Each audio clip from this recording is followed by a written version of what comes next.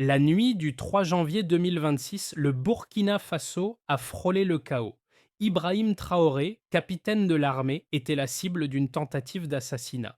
Ce soir-là, les autorités burkinabées ont failli perdre leur dirigeant. Cependant, l'attaque a échoué, non pas grâce à une intervention de dernière minute, mais parce que l'opération n'a pas eu le temps d'aller à son terme.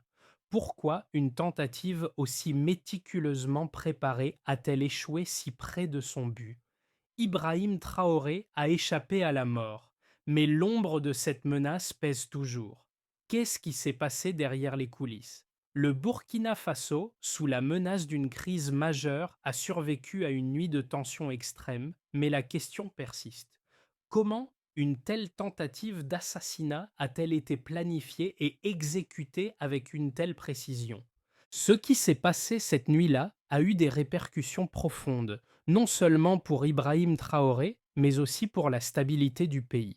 Le but de cet article est de dévoiler les détails de cette opération complexe, de comprendre comment les services de renseignement ont réussi à intervenir à temps et d'explorer ce qui aurait pu se passer si les autorités n'étaient pas intervenues juste avant que l'opération atteigne son apogée. En dévoilant ces informations, nous tenterons de comprendre les risques auxquels était confronté le capitaine Traoré et les conséquences potentielles d'une telle menace sur la gouvernance du Burkina Faso. Restez avec nous pour découvrir l'histoire complète, ses enjeux et ses implications. La tentative d'assassinat d'Ibrahim Traoré n'a pas été une simple rumeur ni un plan abandonné à la dernière minute.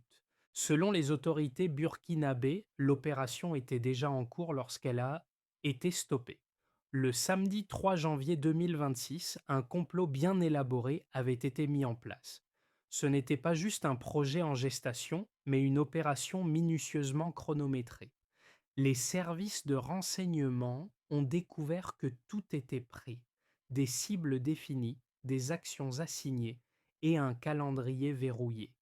Au centre de tout cela, Ibrahim Traoré, cible de l'attaque.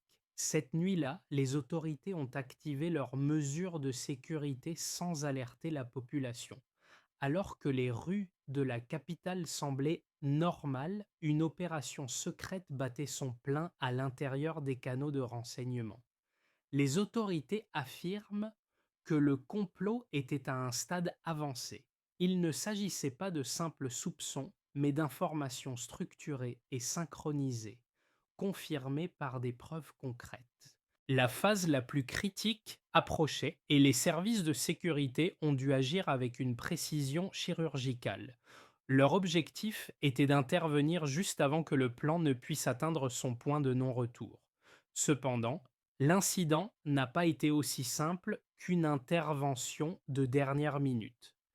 L'opération était sur le point de se concrétiser et tout dépendait du timing. Les services de renseignement ont dû se précipiter tout en maintenant une discrétion absolue, sans perturber l'opération à un point où cela risquerait de précipiter l'issue fatale. La tension était palpable, mais l'intervention à ce moment-là a été décisive. Ibrahim Traoré, capitaine de l'armée burkinabé, a été la cible d'une attaque minutieusement orchestrée. Dès le début, il semblait être au centre d'un complot qui allait bouleverser l'équilibre politique du pays. Toutefois, ce n'est pas seulement son rôle en tant que leader militaire qui l'a mis en danger, mais aussi la nature de la crise qui se préparait. Les informations recueillies par les services de renseignement ont rapidement révélé que des éléments internes de l'État burkinabé étaient impliqués dans la tentative d'assassinat. Ce n'était pas une opération de terroristes extérieurs, mais un complot porté de l'intérieur du pays où les membres de l'armée et des civils avaient été mobilisés. Les autorités ont réagi avec rapidité, mais chaque mouvement a dû être calculé avec minutie pour éviter de déclencher la panique. Des arrestations discrètes ont eu lieu, mais les informations essentielles ont été partiellement mises à l'écart pour ne pas compromettre l'enquête en cours. Cette tentative d'assassinat, qui aurait pu marquer le début d'une série de crises plus vastes, a été stoppée au dernier moment grâce à une intervention coordonnée. Les services de renseignement ont analysé les indices, synchronisé les preuves et observé les mouvements des suspects. C'est au moment où les conspirateurs pensaient que leur plan arrivait à son apogée que l'État a agi, gardant tout sous contrôle, à l'abri des regards publics. Le 3 janvier 2026, un complot contre Ibrahim Traoré a atteint un stade critique. Ce n'était pas une attaque isolée, mais un enchevêtrement d'événements coordonnés, où chaque mouvement avait été planifié avec une précision chirurgicale. Les autorités burkinabées ont découvert l'ampleur de l'opération, qui allait bien au-delà d'une simple tentative de meurtre. Il s'agissait d'un plan visant à déstabiliser l'État tout entier, orchestré par des éléments internes qui avaient prévu de frapper de manière simultanée à différents niveaux du pouvoir. La journée du 3 janvier a été marquée par une série de décisions rapides et de mouvements silencieux. À l'extérieur, tout semblait normal, mais à l'intérieur des services de sécurité, chaque détail comptait.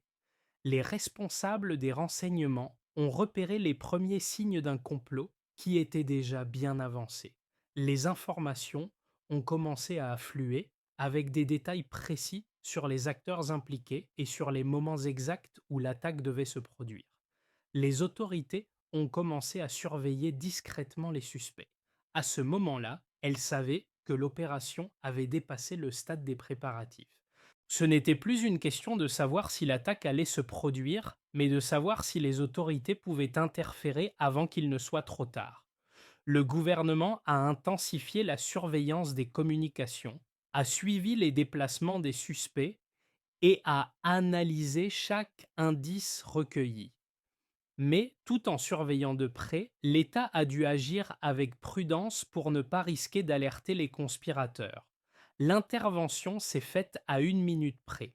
L'État était en course contre la montre. Si les autorités intervenaient trop tôt, les conspirateurs se disperseraient, détruisant les preuves et rendant l'opération vaine.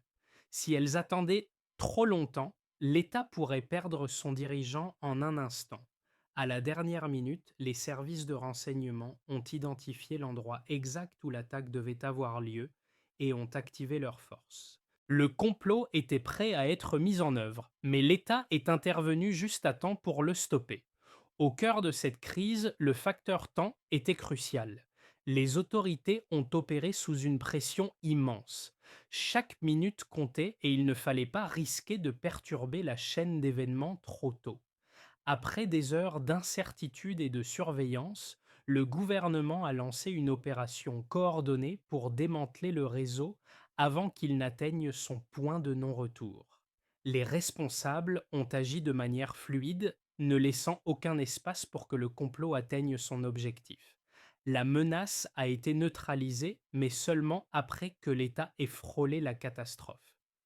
Les autorités burkinabées ont présenté plusieurs éléments concrets pour justifier l'urgence de l'intervention dans cette tentative d'assassinat. Les services de renseignement ont recueilli des informations clés au cours des jours précédents, qui ont confirmé que le complot était bien réel et que l'attaque était imminente. Parmi les preuves les plus convaincantes figuraient des documents stratégiques et des vidéos qui révélaient la planification minutieuse de l'opération. Ces éléments ont été récupérés grâce à une surveillance discrète des communications et à l'analyse des déplacements des suspects. L'un des indicateurs clés était un enregistrement vidéo intercepté par les autorités. Ce document montrait les conspirateurs discutant ouvertement du complot, sans aucune ambiguïté. Cette vidéo a été cruciale pour comprendre non seulement l'intention des conspirateurs, mais aussi le timing exact de l'attaque prévue. Il ne s'agissait plus de spéculation ou de soupçons. Les autorités avaient toutes des preuves tangibles que l'attaque était prête à être exécutée. En plus de la vidéo, les services de renseignement ont obtenu des informations financières qui ont révélé le soutien logistique derrière le complot. Les conspirateurs avaient reçu des fonds pour acheter des armes et sécuriser les moyens nécessaires pour mener à bien l'attaque. Une somme importante avait été allouée à l'opération, provenant de sources extérieures, notamment de la Côte d'Ivoire. Cette découverte a permis aux autorités de relier le complot à un réseau plus large, ce qui a renforcé la légitimité de l'intervention à la dernière minute. Les preuves matérielles étaient également corroborées par des témoignages de témoins qui avaient vu certains des conspirateurs en train de préparer l'attaque. Les autorités ont pu localiser les lieux de rencontre et les caches d'armes grâce à des témoignages clés. Ces preuves ont permis de mettre en place une réponse rapide et coordonnée pour stopper l'opération avant qu'elle n'atteigne son objectif. Les données recueillies ont permis de révéler l'étendue du complot, confirmant que les conspirateurs étaient bien préparés à prendre des mesures immédiates après l'assassinat. L'objectif n'était pas seulement de tuer Ibrahim Traoré, mais aussi de provoquer un effondrement rapide du pouvoir en place. La rapidité de l'opération a été un facteur déterminant dans l'échec de l'attaque. L'un des arguments les plus forts en faveur de la légitimité de l'intervention précoce des autorités repose sur la structure du complot. Ce n'était pas une attaque spontanée, mais une tentative soigneusement orchestrée avec l'intention de paralyser l'État en plusieurs étapes. D'un côté, on pourrait soutenir que les autorités auraient dû attendre plus longtemps pour s'assurer que l'attaque était confirmée et ne pas risquer d'agir trop tôt. Cependant, cette approche ignorerait les risques énormes de laisser une opération aussi avancée se dérouler. L'argument contre une intervention précoce repose sur la possibilité que l'État aurait pu accuser le complot sans preuve suffisante. Cela aurait pu entraîner des conséquences diplomatiques et internes négatives, notamment la panique et la division parmi la population. Cependant, en l'occurrence, les autorités ont agi sur la base de preuves tangibles et leur décision a été renforcée par des informations précises sur les conspirateurs et les ressources mobilisées. D'autre part, il y a ceux qui estiment que le gouvernement aurait dû prendre plus de mesures pour sécuriser les informations et renforcer la surveillance avant d'intervenir. Cette stratégie pourrait théoriquement avoir permis de neutraliser un plus grand nombre de conspirateurs avant l'assassinat. Cependant, cette approche risquait d'être contre-productive car elle aurait laissé l'opération continuer à progresser, menaçant de se conclure par la mort de Traoré et l'effondrement du gouvernement. Ainsi, les services de renseignement ont dû peser le pour et le contre à chaque étape, avec des conséquences fatales à chaque retard. La question était donc moins de savoir si l'opération était bien planifiée, mais plutôt si l'État pouvait intervenir sans perdre sa position de contrôle. Dans ce contexte, leur action préventive s'est révélée être non seulement justifiée, mais nécessaire. La situation, après l'intervention des autorités, est devenue claire. L'attaque contre Ibrahim Traoré n'était que le début d'une tentative plus vaste pour déstabiliser le Burkina Faso. Ce n'était pas simplement un complot visant à éliminer un leader militaire, mais un plan complexe pour paralyser l'État dans son ensemble. Après l'échec de la tentative d'assassinat, les autorités ont découvert que les conspirateurs avaient prévu d'aller plus loin. Ils avaient donné l'intention de cibler d'autres figures clés du gouvernement et de créer un vide de pouvoir en quelques heures. Ce n'était pas un complot chaotique ou improvisé. Il s'agissait d'une séquence bien définie d'actions, où chaque étape était dépendante de la réussite de la précédente. Après l'assassinat de Traoré, l'objectif était de désorganiser la hiérarchie militaire et civile, de créer la panique et de préparer le terrain pour une prise de pouvoir immédiate. L'intervention à la dernière minute a permis de stopper ce processus, mais la question demeure, à savoir si cette opération n'avait pas été interceptée à temps, quelle aurait été la portée de ses conséquences? Les conséquences de cette tentative d'assassinat vont bien au-delà de la simple défaite d'un complot. Si Ibrahim Traoré avait été tué cette nuit-là, le Burkina Faso aurait traversé une période d'instabilité sans précédent. L'attaque n'était pas un événement isolé, mais le point culminant d'une série de manœuvres destinées à créer un vide de pouvoir. L'impact immédiat aurait été une paralysie de l'État, avec des décisions retardées et une confusion générale parmi les responsables. Mais à plus long terme, le pays aurait fait face à une possible guerre civile ou à un coup d'État militaire, puisque plusieurs factions auraient profité de cette instabilité pour prendre le contrôle. Dans les premières heures suivant l'échec de l'attaque, le gouvernement burkinabé a dû réagir rapidement pour sécuriser ses infrastructures clés. Des mesures d'urgence ont été mises en place pour éviter toute tentative de reprise du complot, tandis que les services de sécurité se sont concentrés sur l'arrestation des conspirateurs. Cependant, l'impact psychologique de l'attaque sur la population ne pouvait être ignoré. La confiance dans les institutions de l'État a été ébranlée, et la peur de futures attaques a marqué l'opinion publique. Les autorités ont également dû faire face à des conséquences diplomatiques car le complot a impliqué des acteurs extérieurs, notamment des soutiens financiers provenant de la Côte d'Ivoire. Cette révélation a ajouté une dimension internationale à la crise en soulevant des questions sur la stabilité de la région du Sahel. Les relations diplomatiques avec les pays voisins ont été mises à l'épreuve et des mesures ont été prises pour garantir que de telles interventions extérieures ne déstabilisent pas davantage le Burkina Faso. L'issue de l'attaque a également forcé les autorités à repenser leur stratégie de sécurité.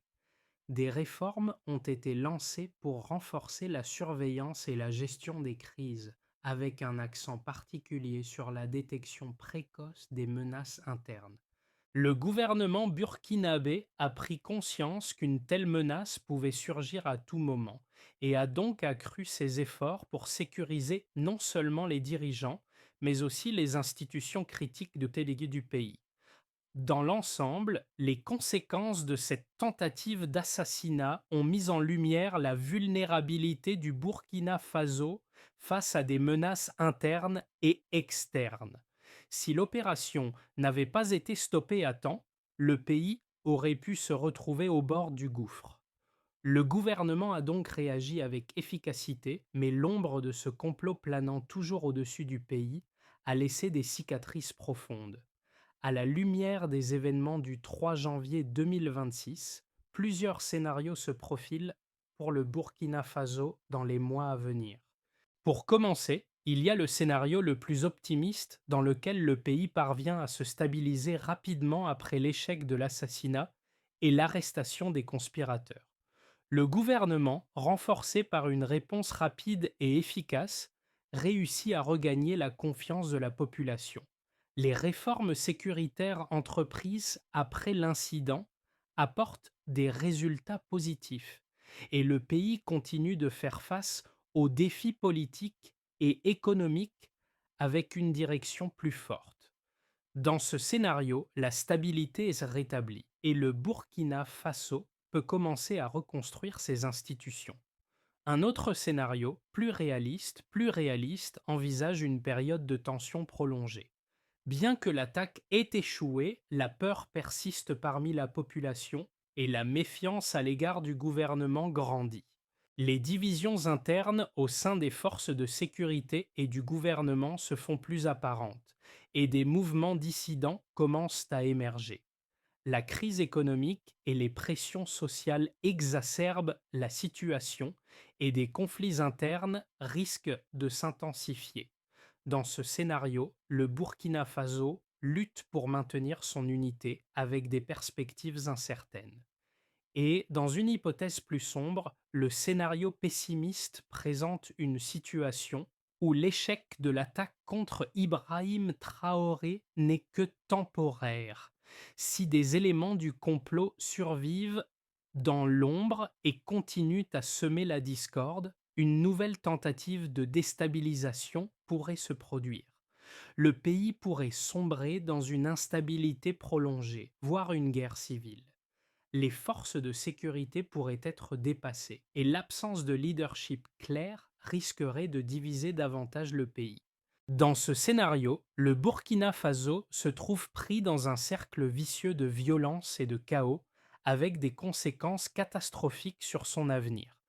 À court terme, le gouvernement devra faire face à des défis majeurs, notamment en matière de sécurité et de réformes internes. Si les autorités parviennent à naviguer habilement entre ces trois scénarios, elles auront une chance de maintenir la stabilité du pays.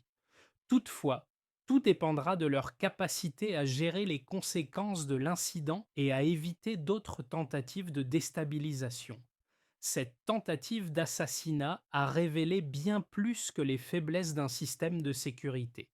Elle a mis en lumière les vulnérabilités d'un pays entier face à une crise interne.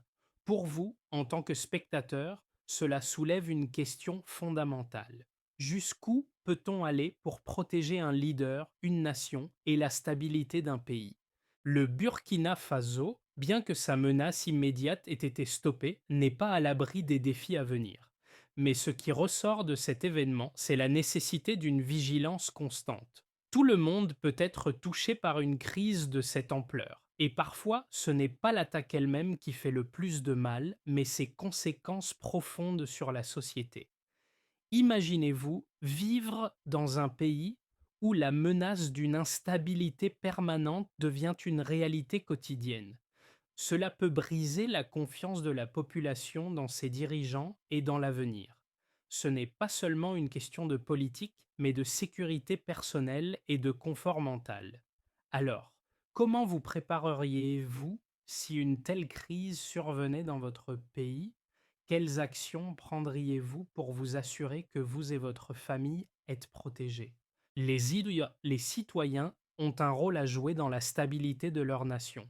Et la situation actuelle du Burkina Faso nous rappelle qu'une communauté bien informée, active et unie est essentielle pour traverser des moments de crise. Le temps est un facteur crucial et chaque moment compte. Qu'est-ce qui arriverait si vous étiez dans une situation similaire? Pour éviter que des événements similaires à la tentative d'assassinat d'Ibrahim Traoré ne se reproduisent, plusieurs mesures doivent être prises immédiatement. Tout d'abord, il est essentiel que le Burkina Faso renforce ses capacités de renseignement et sa surveillance des menaces internes, une mise à jour continue des technologies de surveillance et une collaboration accrue avec les services de renseignement internationaux peuvent améliorer la détection précoce des complots avant qu'ils n'atteignent un stade critique. Ensuite, des réformes politiques doivent être mises en place pour renforcer la transparence et la confiance du public dans les institutions. Il est crucial que le gouvernement assure une meilleure communication avec la population, notamment en ce qui concerne les mesures de sécurité et les résultats des enquêtes en cours. Les citoyens doivent avoir confiance que leurs dirigeants travaillent dans leur intérêt et non dans celui de factions internes. Par ailleurs, des stratégies de sensibilisation à la sécurité devraient être mises en œuvre à l'échelle nationale. Cela inclut la formation des autorités locales, des responsables communautaires et même du grand public pour qu'ils puissent identifier des signes avant-coureurs de déstabilisation. La coopération entre les citoyens et les forces de sécurité sera déterminante pour prévenir des attaques futures. Et pour finir, le pays doit renforcer ses capacités de réponse en cas de crise. Une préparation minutieuse et une coordination rapide entre les différentes branches de sécurité et les responsables politiques sont indispensables pour intervenir rapidement et efficacement lorsque de telles menaces surgissent. Le complot contre Ibrahim Traoré et l'issue qui a failli tourner à la catastrophe nous rappellent un fait essentiel. La stabilité d'un pays repose non seulement sur sa capacité à gouverner, mais aussi sur la vigilance de ses dirigeants et de sa population. Ibrahim Traoré a survécu à cette nuit fatidique, mais le danger n'est jamais bien loin. Comme il a échappé de peu à un complot qui aurait pu changer à jamais le cours de l'histoire du Burkina Faso, nous aussi devons prendre conscience des défis qui guettent nos sociétés modernes. L'événement de cette nuit nous fait réfléchir sur le rôle que chaque citoyen peut jouer dans le maintien de l'ordre et de la paix. La solidarité nationale, la vigilance face aux menaces et l'unité dans la diversité sont des valeurs essentielles pour éviter de sombrer dans l'instabilité. À chaque crise, il y a des leçons à tirer et il est crucial de comprendre que pour qu'un pays survive à de telles épreuves, chaque acteur social doit contribuer à son propre niveau à la préservation de l'ordre et de la sécurité. Le Burkina Faso a traversé une épreuve de grande envergure, mais l'histoire ne se termine pas là. Le pays doit continuer à avancer et à renforcer ses institutions pour éviter qu'une telle crise ne se reproduise. À vous, citoyens, qui suivez cette histoire de près, il est temps de réfléchir à la manière dont vous pouvez contribuer à un avenir plus stable et plus sûr. Que pouvez-vous faire pour soutenir vos institutions et comment pouvez-vous rester informé pour réagir en cas de crise? Partagez vos idées et vos suggestions pour un Burkina Faso plus résilient. N'oubliez pas de vous abonner à notre chaîne pour plus d'informations sur des sujets qui affectent non seulement le Burkina Faso, mais aussi le reste du monde. Votre voix compte. Ensemble, nous pouvons faire une différence.